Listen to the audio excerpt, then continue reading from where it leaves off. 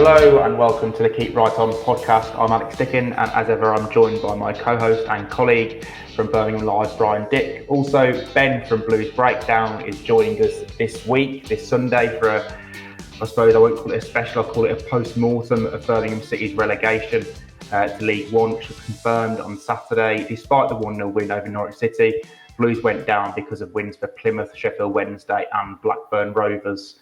All four teams won on the final day and Blues have paid the price.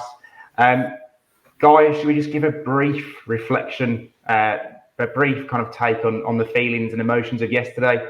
I think we've all kind of got similar views on this, in that we were mostly resigned from probably the last 3 or 4 weeks, and have kind of come to terms with it in that time when it became out of Blues' hands. Yeah, I tweeted last night that I've just felt numb. I was probably expecting to feel angry, or incredibly disappointed, which I am. But like you say, it was several months ago. It might even have been the Rotherham home game. That horrible 0-0 draw under Wayne Rooney, where I'm thinking, hang on a minute.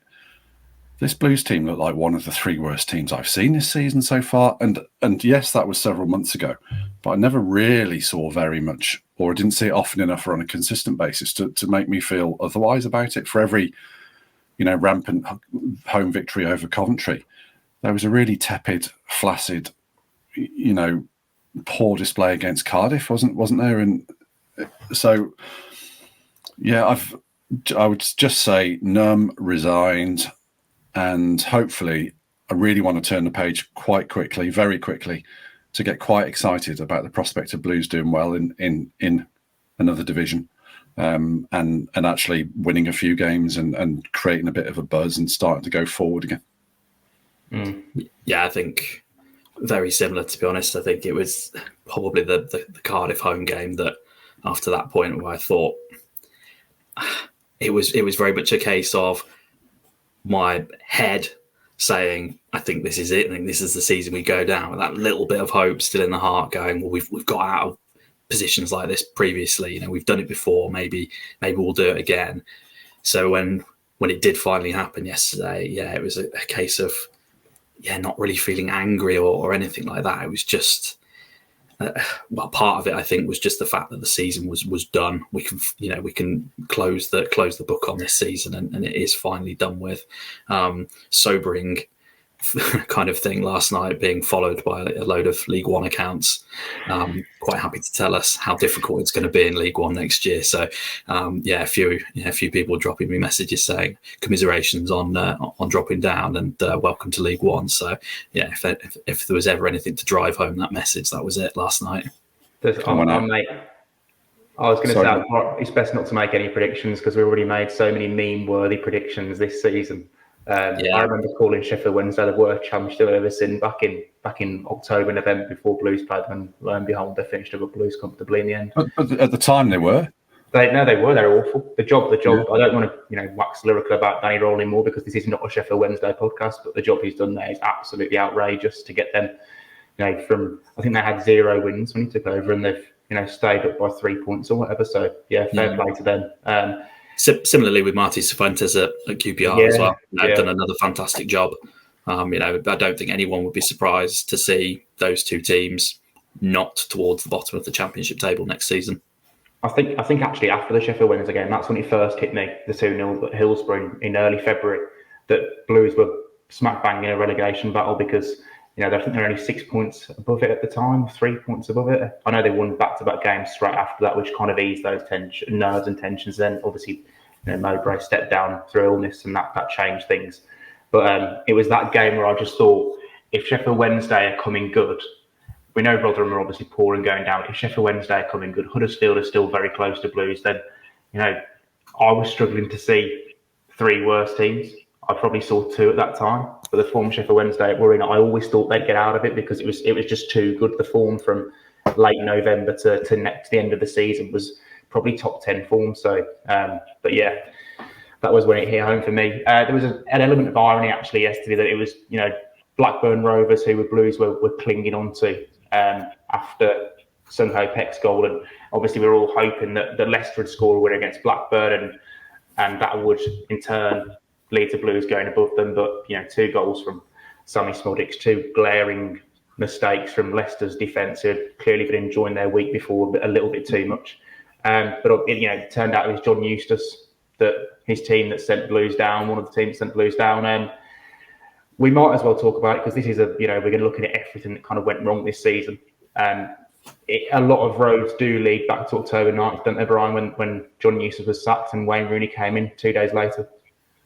Yeah, again, I'll make reference to something I tweeted last night, that there's not one particular acorn that caused all this to crash down. There's not one player, there's not one manager whose fault it is. There's not one, one referee decision or one result or anything. It's all compounded into a ball of,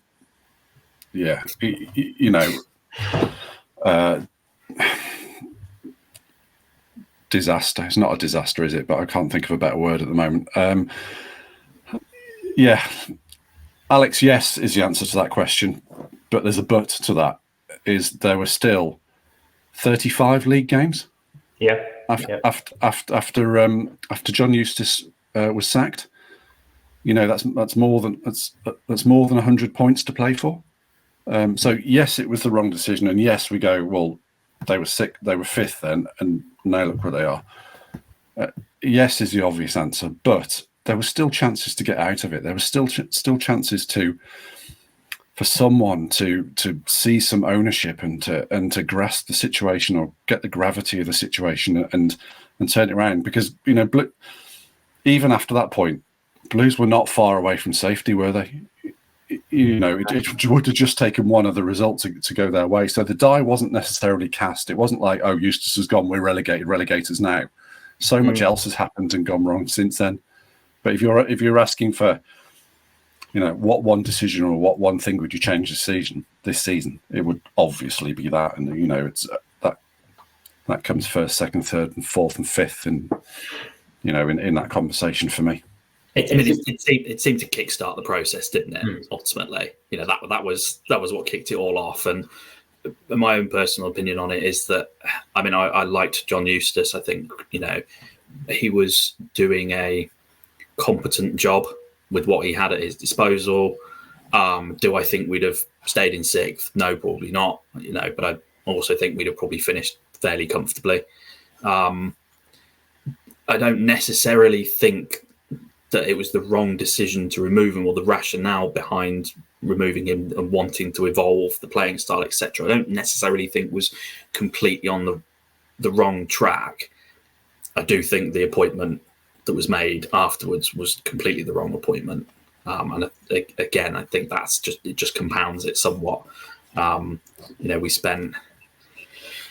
Rooney had 15 games. And the return that we got during that period was dire, absolutely dire. But again, we weren't in the relegation zone when he was removed either. So there was still time after that point. Yeah. Was it 10 points from 15 games? And as you say, I think there was 20 games left after Rooney was sacked. So there was more than enough time. Lots of events kind of transpired after that moment, for Blues to get relegated. When you think, obviously, Mowbray's illness was a big factor. That was something the club could not control. Mark Venus was, his tenure was a disaster. Let's be honest. 1 point from 6 games, and I think one of those games against Millwall, another against Watford, Middlesbrough home teams that Blues are really banking on beating at that particular time. Gary Rowett, I might as well come on to it now, actually, because I've seen a few people pointing some of the blame in Rowett's direction. Obviously, we can look at the Rotherham and Huddersfield games as 2 where Blues really should have taken more than 2 points. But if you look at Rowett's return, 4 clean sheets from 8 games, 4 clean sheets out of 11 this season came under Rowett in that period. He did make Blues solid defensively and found a way for them to get points, 11 points from 8 games as well. He's not really to blame, is he? Let's be honest. I tweeted a Sheffield Wednesday fan yesterday who, when Rowett was appointed, said that it was a terrible appointment and that, you know, there was no consistency between the approach in terms of playing styles between Mowbray and Rowett. And at the time, I kind of, you know, replied and said, it's not about playing styles. This is about somebody that can come in and do a job and keep us up, albeit across a slightly shorter time frame. But Rowett's return of, I think, 1.38 points per game was fractionally behind Danny Roll's 1.4 something, 1.41, I think. So in terms of, you know, the points return, I think, and without, you know, without knowing the intricacies of it, I think the disappointing thing for me, and I don't know if this is on Rowett or is on the players or a combination of the two, I think just the general approach that we had in the games against Rotherham and Huddersfield was disappointing. We never really had any urgency, any kind of drive to look like we wanted to get a result in that. And like I say, I don't know whether or not that was the, you know, I've seen plenty of people say, well, that's completely on the players. You know, the starting lineup was, you know, other than Ollie Burke in the Rotherham game, the starting lineup was exactly the same as the game against Coventry. But I mean, if Rowett behind the scenes is saying, look, just make sure we come away with this unscathed, then, you know, do we portion the blame equally without knowing what's been said behind closed doors? It's really difficult to say. So, I mean, yeah, it is looking in, you know, cold face of it, it is quite difficult to place too much blame, if any blame, on Rowett. But those two games do feel like huge missed opportunities. I do think the Oliver Burke selection sent out the wrong message at that time. You know, Blues had just beaten Coventry 3-0, probably the best performance of the season, or one of. To go to Rotherham, the team at the bottom of the league, the following week, new manager or no new manager, I don't think you change anything. You know, if you're a manager and you go to Rotherham and, you know, you don't change a winning team, no one's going to have a go at you. To put Oliver Burke in at that time, you know, he hadn't started a game in 3 months. You know, he's been, let's be honest, he's been very poor during his whole loan spell this season. To put him into the team, I know Rowett knows him, he knows his strengths and stuff, but it was a complete gamble. It didn't pay off. That was the only disappointment, you know, thing I have from Rowett's time. To be honest, I think he did a very decent job in difficult circumstances, but selecting Oliver Burke at Rotherham made no sense to me. And it told that he took him off at half time. I think he would have gone off had he not been injured and freed his hamstring as well, because he was that bad. Yeah, that one does rank with me a little bit, because I just feel like Blues had to win that game. You know, and then, you know, if Blues had won that game, they'd still be in the Championship now. Yeah. One of those two games, either the Rotherham or the Huddersfield game, as I say, you know, they do just feel like two, you know, looking back at it now, and they did at the time, just feel like massive missed opportunities. Although there were plenty of those across the season. Yeah. I mean, sorry, John Ruddy made the point to not score a goal against Rotherham in 2 games. Literally the only team in the league to, I mean, 2 clean sheets granted, but, you know, to not score a goal against Rotherham, they conceded like 80 odd goals, didn't they? God's sake, you know. Well, I mean, even if you take it back to basics, you know, if you can't beat the 2 teams that finished below you, you probably deserve to join them ultimately. Yeah. Brian, what else is to blame? Should we start with recruitment? You know, that's a big one that a lot of people are pointing to. You know, 16 signs across the course of a season, 13 in the summer, 3 more in January. Should we be pointing more blame over to that side of the club? Okay, I mean, we can take the players individually for recruitment. It needs looking at, yes. To answer your question, yeah, absolutely does. It's clearly not been the right combination of players. Now, that's not the same thing as to say, you know, we shouldn't assign certain players or any of those players or anything like that. But when you're building a team, you're looking for complementary qualities, aren't you? And we saw that this team had a lack of leadership and it had a lack of height and a lack of physicality. The recruitment didn't address that. Maybe they felt they already had the leadership and the height and the physicality already in the squad. But when Duke goes down and Roberts goes down and Kevin Long is allowed to leave, and Sunic, you know, doesn't play much, and under Mowbray, then potentially, you know, they're ignoring those qualities, and the shortcomings of the other players then become apparent over the whole piece of the recruitment. You would say the balance was wrong, wasn't it? But if we go through the players that that were added in the summer. Tyler Roberts, personally, I thought, yeah, give him a go. He's done quite well at Leeds. Bit of a dodgy injury record. Yep, okay with that. Christian Bielik, fantastic injury record now. You know, he'd had a great season last season. Absolutely 100% get him in on a permanent. Yep. Ethan Laird, yeah, exciting young right back. You know, we're looking at somebody more dynamic than Maxime Collin.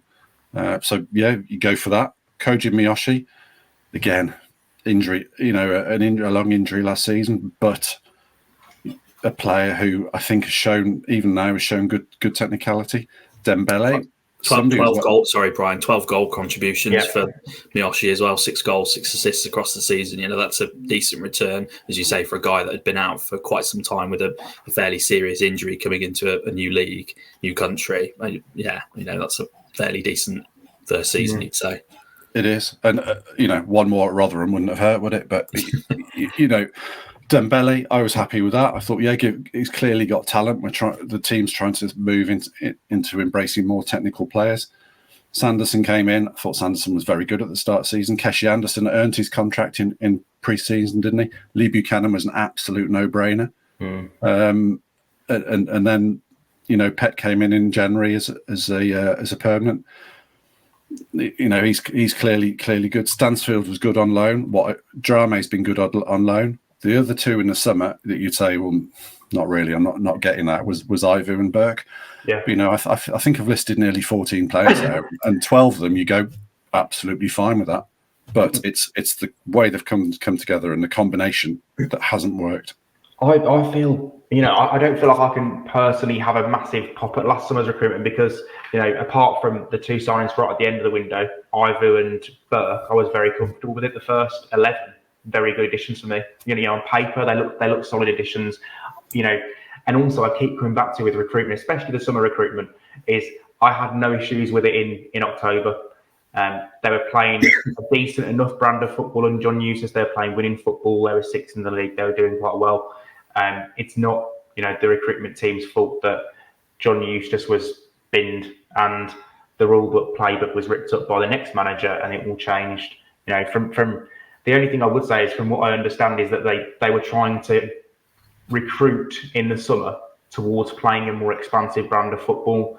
And if that was the case, then I don't think those players they signed are massively suited or geared towards that. I think they're geared towards the more pragmatic counter-attacking style that John Hughes was implementing. I thought they handled that a little bit better.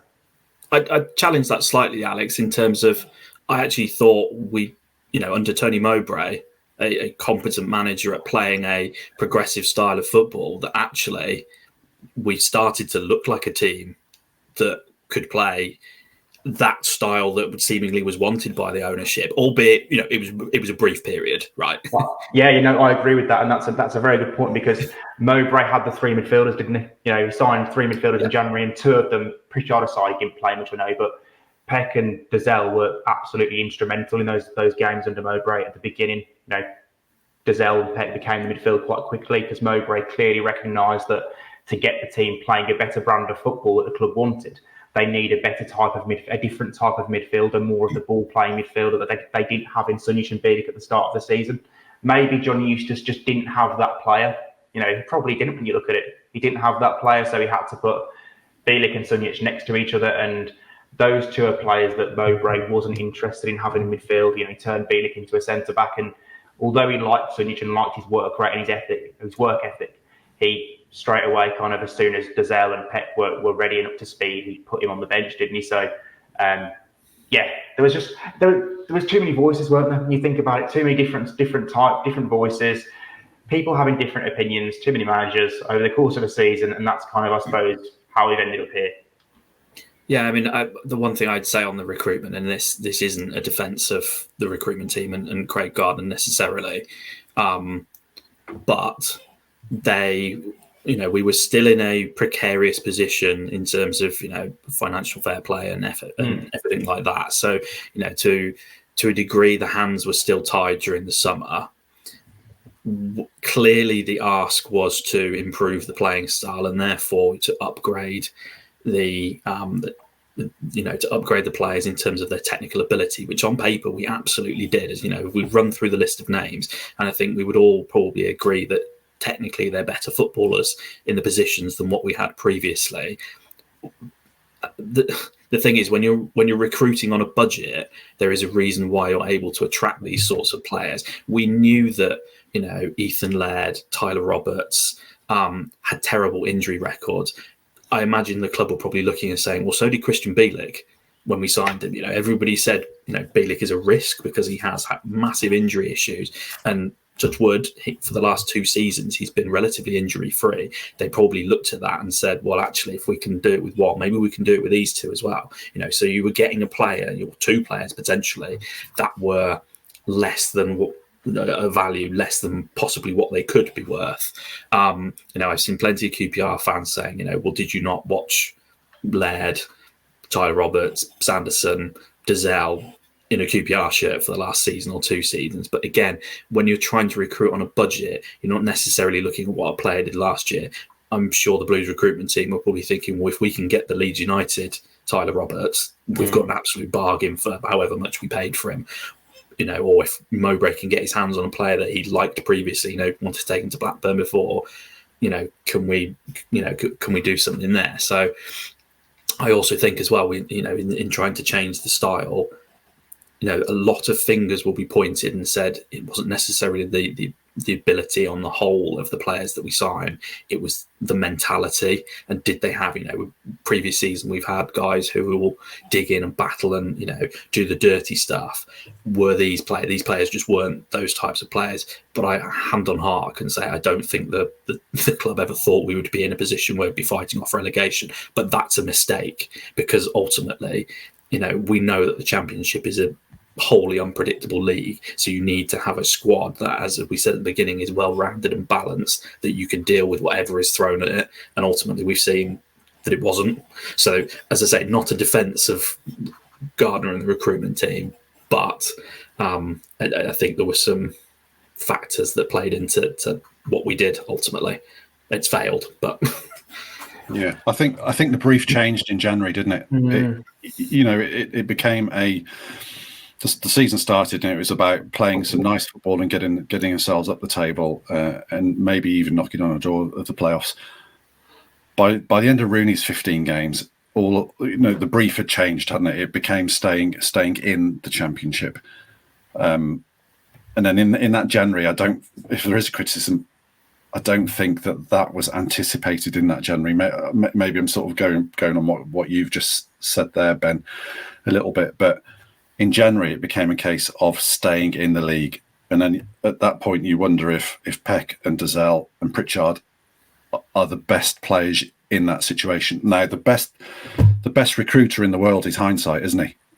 So we can look back and say, clearly they needed to sign a centre back and a striker, and didn't need to let Kevin Long go. But at the time, Mowbray won a couple of games, and we're thinking, we're all lauding him as some tactical genius, because we all thought we needed centre backs and strikers. Mowbray's just shown us that it was more creative midfielders that we needed. It just, the brief changed, and I don't think the club weren't alert to that. I don't think, But what could they have done differently? I don't know the answer to that, but unless they had a crystal ball and foreseen what would happen. Well, no, and again,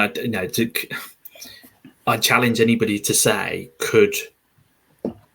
did anybody say that we'd be relegated if Tony Mowbray had been here for the season? Because I think at the time when Mowbray was in charge, everybody was kind of certainly seemed to be of the opinion that, we'll be fine with Mowbray. And then obviously the illness happened after the windows closed, and looking back now, it looks absolutely terrible, right? We didn't sign a replacement centre back. We didn't get another striker in. Both of those things, I think people will now look back on and go, well, they weren't great decisions. But again, at the time the window was happening, I don't think, again, anybody would have predicted and said, actually, we're going to be in real danger with if Mowbray's going to take us down here. There might be one or two, but I genuinely think that again, we're in that position, and we've been. It was another thing, as you said, Brian. There's no single determining factor. There's just a multitude of them that have come together. to create this perfect storm ultimately. And Mowbray's illness was absolutely that, as part of that. Sorry, Alex. Mowbray's win ratio was 40%. Well, yeah. Eustace's win ratio was 45%. Rowett's win ratio was 37.5%. Venus's was 0, and Rooney's was 13.3 or 3. If we want to go for a single reason, then there it is for me. Sorry. I'm just going to add to what you were saying. That the relegation, I don't think definitely was not on Mowbray's radar, and he did oversee that January recruitment. So he was the one who greenlighted the signs of those 3 midfield players. I think Pritchard probably would have had a bigger impact had Mowbray stayed to the end of the season. He just clearly wasn't enough of a route player to get minutes at the end of the season. Dazelle clearly was not a route player because he got 0 minutes in those final games. I think Peck was an outstanding sign, but I doubt we'll see him in League One, to be honest. I think, if you put the right player next to him, I think he would be a real force in the Championship. It's quite telling that every, Mowbray, Venus, and Gowrout played Peck pretty much every minute that he was fit for. So I think that was a good one. But yeah, they were just oversights, weren't they? If you and also Gowrout comes in and straight away, he would have wished that Mowbray had gone and signed a striker in January, wouldn't he? Because he would have wanted more of a focal point, somebody who could, someone in the mould of Clayton Dunstan who could lead the line properly in those final 8 games. Duke's injury. Yeah, I genuinely think we'd have seen more of Lucas in that under Rowett's tenure had he have been available. Again, just another, and again, you could quite easily turn that argument around and say, well, actually, that's on the recruitment team again then, because we were lacking a striker, lacking other options. And, I think that's probably fair. But, perhaps our season might have turned out slightly differently had, Djukovic been available for the entirety of Rowett's tenure, because I certainly think he would have played a lot of minutes, or as many as he could. If we could go back and just get rid of Emmanuel Ivey and Oliver Burke and sign an alternative to Djukovic, I'd have been very happy. I think the club should never be in a place at the end of the season where they're patching up Djukovic, putting all the tape in the world on his legs to get him on the field for the fight for 20 minutes in each of the final 2 games to save them from relegation at the age of 35. I just don't think they should have left themselves in that position. I do think. Sorry, but then what Scott Hogan's in the squad. Why isn't Scott Hogan training so well and hammering the manager's door down to say, I know my time here is coming to an end, but I'll get you the 2 or 3 goals that will keep the club in the Championship. I don't really have much to say on Scott Hogan other than it's very telling that Mowbray after 1 game didn't want to use him, Venus didn't want to use him, and Rowett hasn't used him at all apart from I think a minute or 2 in 2 or 3 games. So there clearly was something there. Which I think is really interesting, actually, because if you look at all of the other managerial changes that we've had across Scott Hogan's time at the club, he's often come back in, the new managers come in and brought Hogan back in from the cold. It seems to have been the case. Even if then he disappears again afterwards, he always seems to kind of make a return under a new manager. So it's really interesting that this season that doesn't seem to have been the case. You can put 2 and 2 together and say that he's out of contract in the summer, and that might have a part to play in that. But yeah, it seems to have been the case over the last few seasons where we've had a managerial change that the new manager's gone, actually I'll give you a go, and he's been back in the side. Yeah, which is not to say that we're relegated because Scott Hogan couldn't get himself into the side. In a situation I posed earlier, where if there's one decision that you would want to change this season, it would obviously be the Eustace one, and Scott Hogan doesn't even feature in amongst the answers, does he? No. But what it is, it's just another case of a problem arising and somebody not standing up and saying, I'll fill that problem for you, or I'll be that person. I'll be the physical centre back. It's not my game, but I'll try. And ultimately it comes back to players as well. There's the other side of the coin with the out of contract players, and just because you mentioned Hogan, for 6 months, the final 6 months of this season, the vast majority of the out of contract players have been told, the future of this football club is great, but you're not part of it. Do you know what I mean? It just felt a little bit like Eustace would never have done that at the start of the season. He'd never have talked about players in that way. He'd never have, if I'd have gone to a press conference and asked a question about so-and-so's contract, he's out of contract at the end of the season, how do you see his future pan out? He'd have absolutely straight batted me out the room and given me the most boring answer in the world and basically not commented on that player's future through fear of probably upsetting him or saying something that, isn't in line with what the club would want him to say, because, obviously he wouldn't have complete control over contracts and things like that. Whereas, Wayne Rooney was very, very, very, obvious in that he wanted to get rid of a lot of the players out of contracts, he talked about getting to the summer constantly. He talks about getting to January, Alex. It wasn't just the summer. Literally, and that's where the big changes are going to happen. That you're effectively saying to these guys who've got to get you to the summer, or get you to January in that case, that, you're not going to be part of it, goodbye. Well, and that's not going to inspire you to play for that person, is it? It's not going to inspire you to go to train every day and work hard. And yes, it probably should, because you're being paid a lot of money, but it's probably not going to make you want to play for that person if they're saying, as soon as someone better comes along, you're off. Do you think to some extent that appeased the fans though, Alex? Do you think? But because I've read stuff on social media where people saying Rooney wasn't wrong in what he said about some of the players. He wasn't that wasn't necessarily wrong. But do you think some of that appeased the fans? Because I don't for a second think that John Eustace was naive enough to think that the squad that he had was the best squad in the world. But as you say, I think he knew how to, and for him that worked by kind of protecting the squad and saying, and I know that got on fans' backs quite a lot, and it has done with Blackburn fans as well. Reading on social media, they've not been overly impressed by the same repetitive answers that were given him in press conference. So, do you think the style that Rooney had, taking away, the performances on the pitch, etc., do you think that kind of the way that he handled that actually appeased fans to some extent? I do, because a lot of the fans probably didn't want to see these out of contract players kept beyond the end of the season. But at the same time, you've got to rely on them. You can't just. You need them. You need them to keep yourself in a job. You need to actually, manage them. Man management, player management is the most important aspect of football nowadays, in my opinion. Obviously, you've got to be a good coach to go with it, but you've also got to make sure that the players want to play for you and that you can convince them to play within your system. And if you're constantly telling them that they're not going to be part of your future, then what do you expect to happen? It's your job. You're being paid to manage. That you are the manager.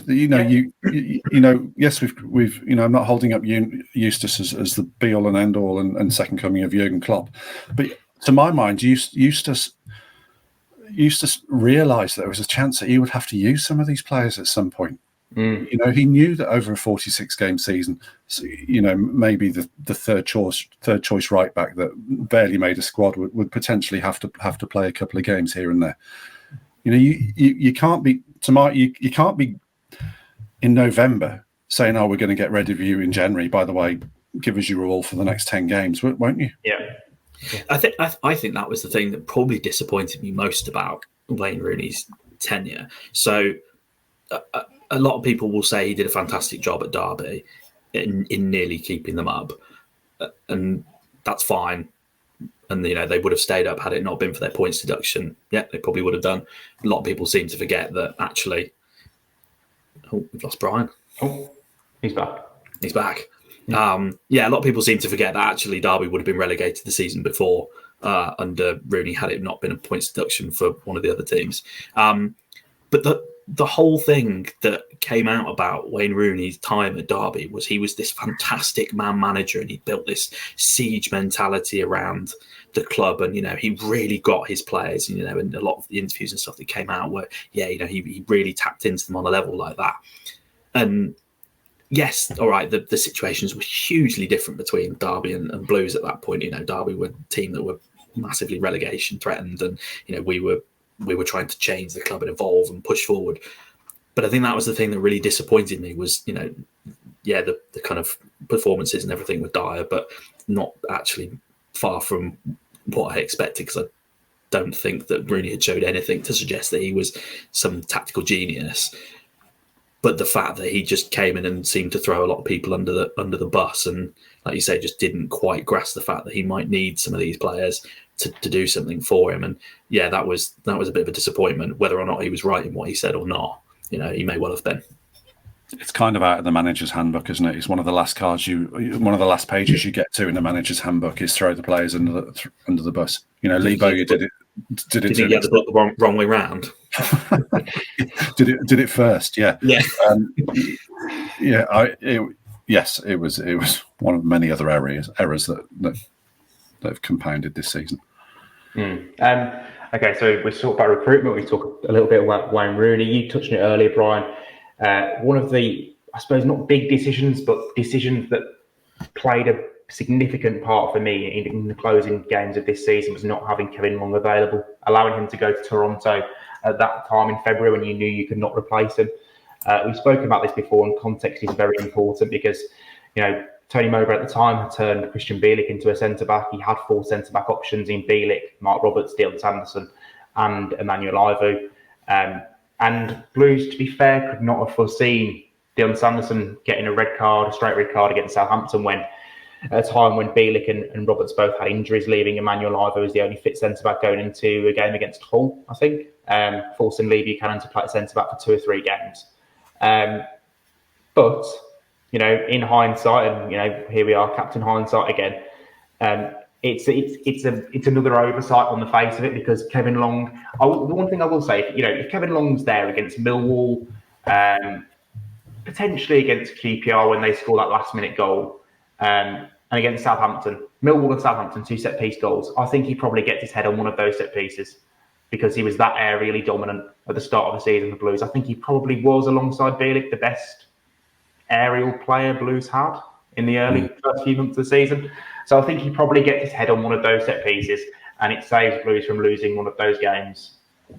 And we'd be talking about something very different at this point. And potentially he gets his head on one in the Rotherham box or the Huddersfield box as well, doesn't he?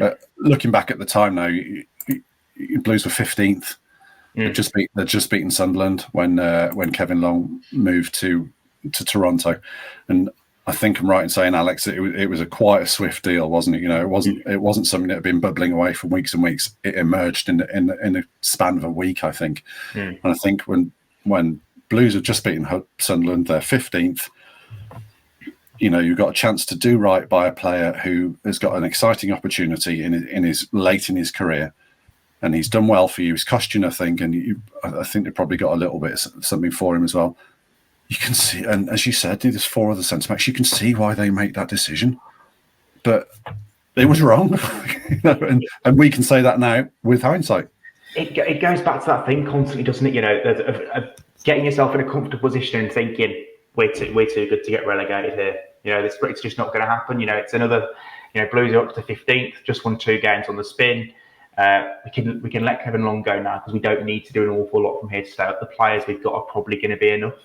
There was just, for me, across the course of a season, until Gary Rowett's arrived with 8 games to go and Blues are really in the mud and need someone to dig them out of it and get them out of trouble, there was never really that kind of, respect of the situation that we're in, that we are, in real danger, of going down. And that only arrived at the end of the season. I think the decisions made, even little ones like the long one, made throughout the course of the season that just said, we're in a poor position in the league, but we're probably not going to go down. And I think it's just all these little mini decisions have come back to bite them right at the end.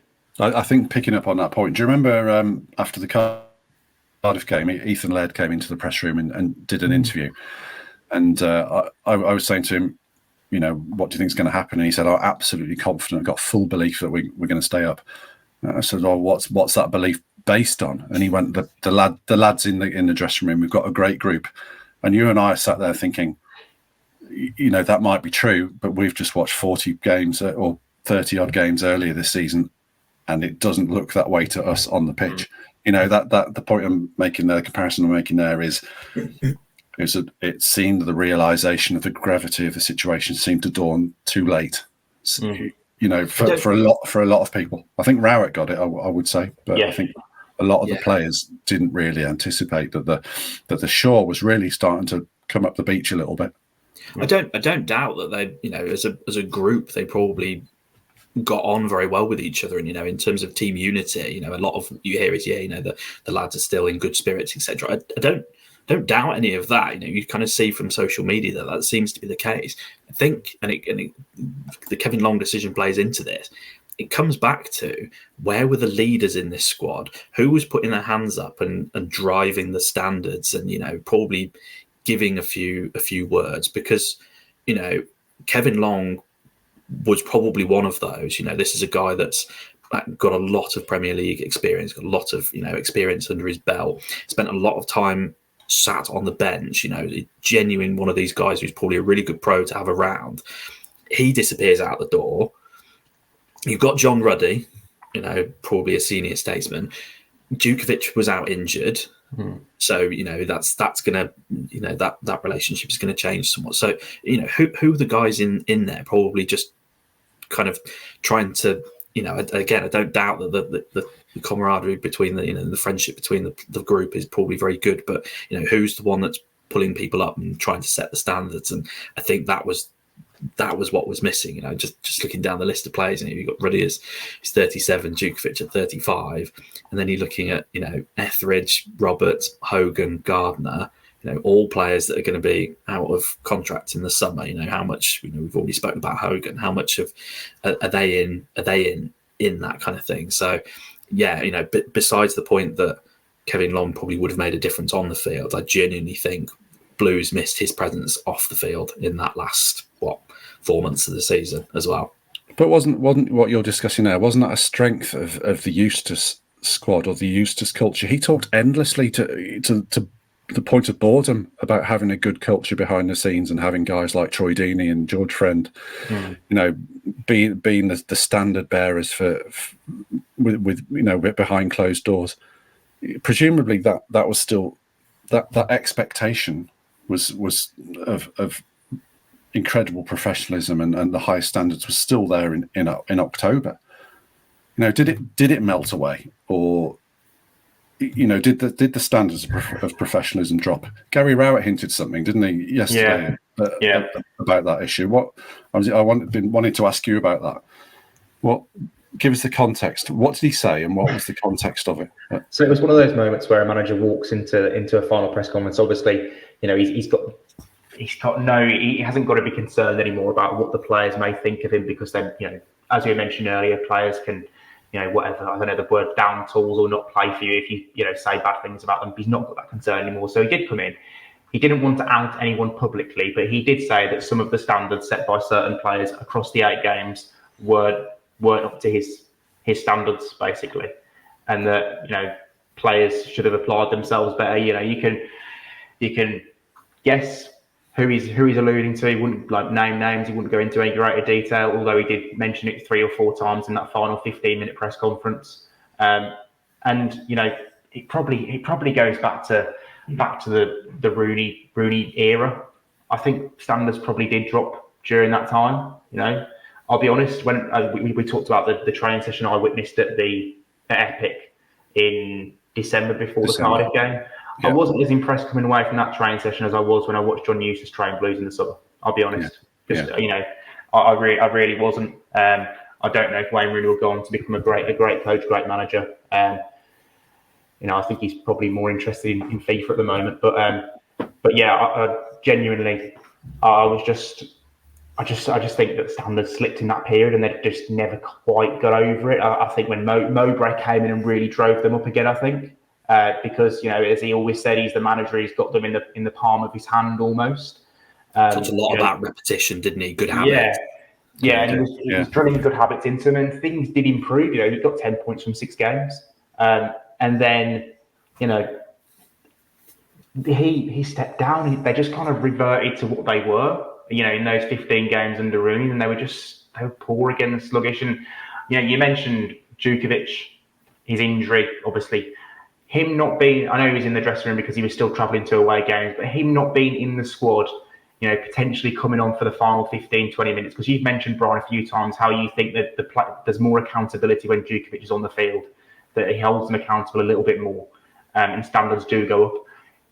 he was instrumental at the start of the season. Eustace used him so cleverly in that he would give him 10 or 15 minutes at the end of each game. He wouldn't start, and I know that frustrated Djukovic, but he wouldn't start him, he'd bring him on. And he was still, the key voice in the dressing room. When things were going well, the first 2 months of the season, Djukovic was still the leader of that dressing room, even though he wasn't effectively on-field captain. Him not being around for that period in the early games under Rowett where, just didn't help. It didn't help at all. I'll look at leaders in the team. We've named a couple: Ruddy, Djukovic. I'd say probably Christian Bielik potentially as well, as somebody who would, probably front up a little bit and say things when times are bad as well as when times are good. But the rest of them, maybe not so much. Is it worrying that we've not mentioned the captain in that group there? I'm not wanting to cause some sort of pile-on or anything like that, but we have just listed names of people who we think were probably influential and driving standards, etc. And the on-field captain was not one of those names. I wonder if he has to be captain, or it was thrust upon him. Yeah, there's a difference between being made captain in a stable environment, as it was when he was given the armband, and being asked to lead in an environment, where it's all a bit crisis ridden. But yeah, I don't know. I don't, as you say, I don't really want to instigate a pile-on. Yeah, but he was clearly struggling on the pitch. On the pitch, he clearly struggled towards the end of the season. Yeah, I think you just gave Dion Sanderson the captaincy. I think with the idea of him growing to become a captain and become a leader, I think he recognised that Dion was probably at the right age at 23, 24 with this particular group, because a lot of the players were younger. And Djukovic is the club captain, and had he been on the field a guaranteed starter, I'm sure he would have been the captain, but that was never going to be the case this season. Ruddy as a goalkeeper, not many managers like to give the captaincy to a goalkeeper, so Dion in that respect was the obvious choice. I think he led the team quite well early on, but as you say, Brian, it's very different captaining a team that is doing well and is competing at the right end of the league to captaining a team that is in crisis, and Blues have been, lurching from one crisis to the next. I'd also throw in there, who was he playing alongside? That's another thing, and the instability in Dion Sanderson's season is absolutely remarkable. The amount of central defensive partners he had. For me, he looked very good again alongside Kevin Long. Again, another thing about Kevin Long, alongside Emmanuel Ivu, he looked, he really struggled. I think John Terry might have struggled alongside Emmanuel Ivu, Rio Ferdinand. But yeah, so Bielik, he played well alongside him. Did play well at the end of the season alongside him. I think Bielik did very well at centre back. But yeah, there were so many partners. Mark Roberts played there. Lee Buchanan had a few games there. Honestly, the amount of central defensive partnerships Blues had this season is probably one of the main reasons why the defence performed so poorly. Yeah, indeed. Yeah. Anyway, moving on to another point. We've probably touched on it already, but the Mowbray thing is obviously a really sensitive subject, and it needed to be handled with care at the time. And I think we all respected that. Mark Venus obviously took over, and we know he was a very reluctant leader. I think he admitted that himself. He didn't want to lead. He was doing it because obviously his friend and manager was obviously not able to at that time. Do we think Blues should have, when they obviously knew Mowbray was going to be away for a period of time, recognised the situation again and acted more quickly to appoint an interim until the end of the season?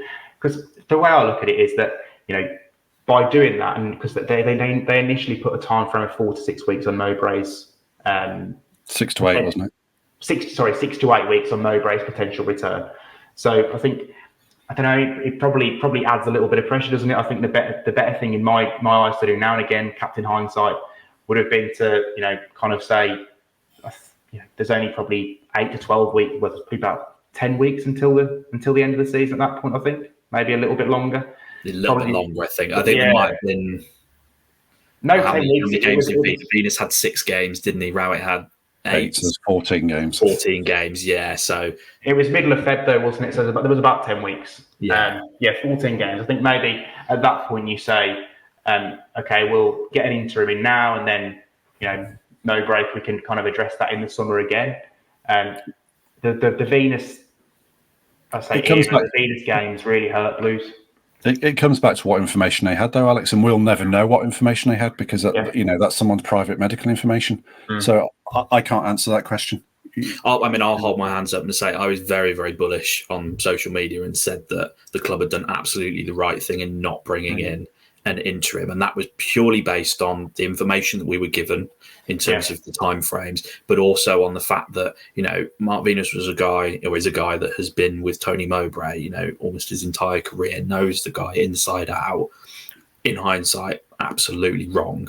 It was they because if John Eustace was the catalyst for this season, John Eustace sacking was the catalyst for this season going wrong, and if Wayne Rooney, if you want to say that Wayne Rooney's tenure was, the largest contributing factor to us being relegated, albeit, he left and we were outside the relegation zone.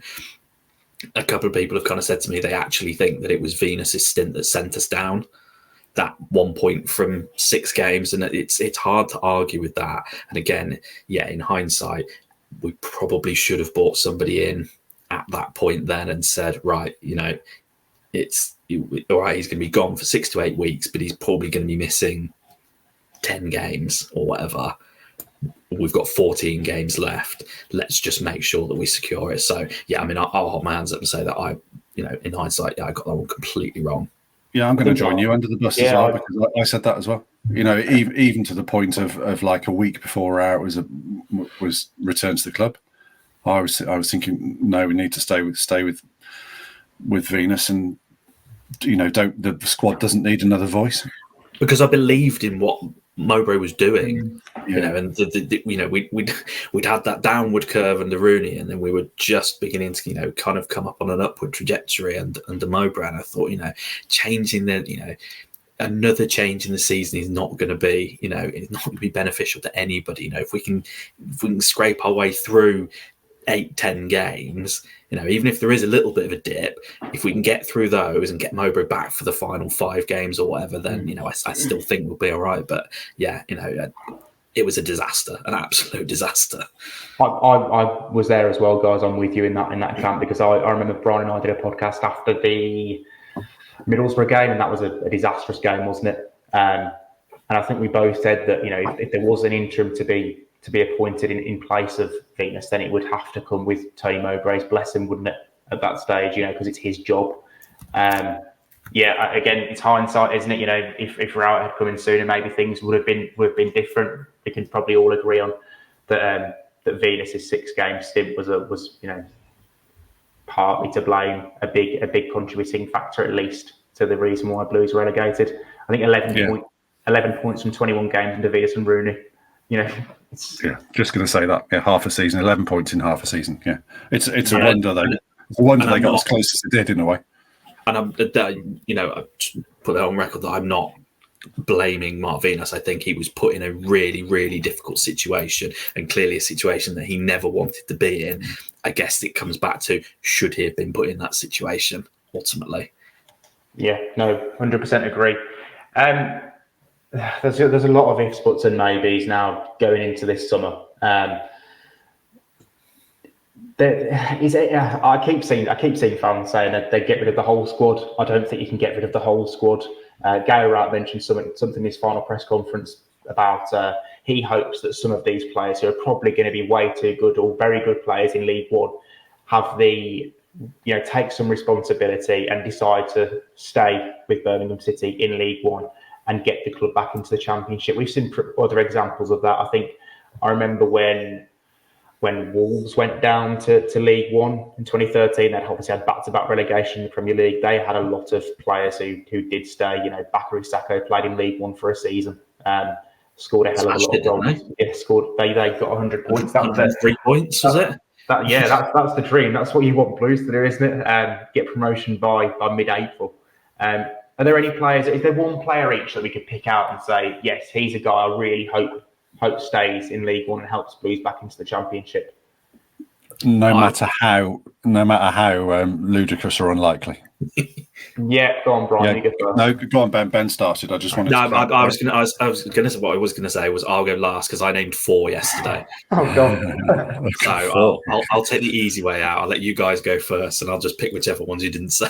All right. Okay, I don't expect Pek Chung Ho to be here next season, but obviously he's the closest that Blues have got. It's a central midfielder, which is the fulcrum of the team, to being a technical and a reasonably physical and mobile player. So Pek Chung Ho would be the one I would love to be lining up at the first game of the season away to Stockport in August. It'll be Wrexham on Sky in August, mate. Or Blackpool potentially away. Everyone loves that one. We can't. Just quickly, we can't say a name that someone else has said. So Peck's off limits for me now. I would keep him as well. There's 2 more for me. One, I'm going to say is Christian Bielik. I just think, I very much doubt he will be interested in a season in League One. I know he had a lot of other offers on the table last summer, some from abroad, some from other Championship clubs, and he didn't want to go to League One with Derby County, did he, previously, because he thought it would hurt his chances of being in the Poland international side. So I'd be surprised if he was willing to drop down to League One, but then again, he has got 2 more years on his contract. Blues do hold all the cards in that situation, most of the cards in that situation. I would like Blues to keep him. I think you mentioned Peck has the potential to be the fulcrum of this Blues side. I think Bielik probably can be second in the fulcrum stakes. He's capable of playing at centre back now, as we've seen. Probably been the most consistent centre back, I think, over the course of this season. The games that he's played there, I think he's probably been the best centre back this season. He's probably been one of the best midfielders, definitely be the best holding midfield player this season as well. I think it would be an absolute coup if Blues could convince him to play League One, even if it's just for a season. Would you? I mean, I'm guessing the answer to this would be yes, but if Blues could sort out some kind of deal where both of those two, Beck and Bielik, could go out on loan for a season to then potentially return if we were promoted back, I'm guessing that would be, aside from being able to keep both of them for the season, I'm assuming that would probably be the next best option. Yeah, for Blues. Yeah, definitely. I mean, let's be honest. Do we really see Bielik and Peck, being a double pivot in a League One midfield next season? We don't really, do we? But yeah, sorry, Brian, carry on. I was going to say that is the next best outcome. Yeah, I mean, it's interesting. Bielik was very clear, wasn't he, about his World Cup aspirations and not wanting to play in the third tier because of that. I think Poland have changed managers since then. I think the Polish manager basically was like, if you're playing in that division, you won't be considered. I think they've changed managers since then. And I think I'm right in saying there's no real major tournaments coming up next season that maybe playing in League One would impact that. Whether or not that has a bearing on it, I'm not sure. And I imagine it'd be fairly similar for Peck in terms of, he's just got back into the South Korean national team, so probably wants to be playing at a level where he's going to continue to gain caps. So yeah, those two do feel quite difficult to keep hold of. Both of those two are on my list as well. The one that I'll go for would be another one that's previously gotten out of playing in League One, and that would be Lee Buchanan at left back. I think he's been excellently consistent this season. Stepped in to play centre half at times as well, and not really looked massively out of place. Again, Blues hold all the cards on that one. Was it 5-year deal when he signed? I don't think the club particularly are in a position where we have to sell players to balance any of the finances, etc. So the club hold the cards. It's whether or not these guys want to stay. And I think I said to you both just before we started recording that I think there's got to be in the fairly near future a bit of a, are you in and on the journey with us in League One, or are you out? And just kind of sort the wheat from the chaff and work out who's going to be who's going to be on that journey. And if they're not, then the club make arrangements as best as they can to move some of these guys on, whether that's permanently or just in the short term. But I don't think we can I think the worst situation that the club could be in is if some of these guys start leaving in August time. And we're scrambling around trying to replace players of that quality with a couple of weeks left to go in the window. These are the types of decisions you kind of want sorted, or at least in the works fairly early on in the summer. Imagine going into a League One season with Lee Buchanan, Christian Bielik, and Sung Ho Peck in your starting 11. That'd surely put you in a very good position to go and win promotion, which obviously, as we know, has to be the aim. For those wondering, my fourth choice was Koji Miyoshi as well. So I'd have him as well, yeah, definitely. Again, another one I'm not sure would drop down to League One, but you never know. Yeah. Indeed. I think that just about covers it. Thanks, Ben. Thank you, Brian. Hope this has, brought some people a little bit of solace or anything, since we've all been a bit miserable over the last 24 hours. Are we not doing Alex's happy corner this week? No. Absolutely. There's no positivity to be found. No, zero positivity. Although we are recording shortly before we'll be going to the Birmingham City end of season awards dinner. So yeah, I'm sure that's still happening. But thanks everyone for listening, and hit subscribe on YouTube and also obviously on all your podcast platforms. Really appreciate you guys taking part throughout the season. We'll be back throughout the off-season, close season with regular podcasts. So please keep listening and keep right on.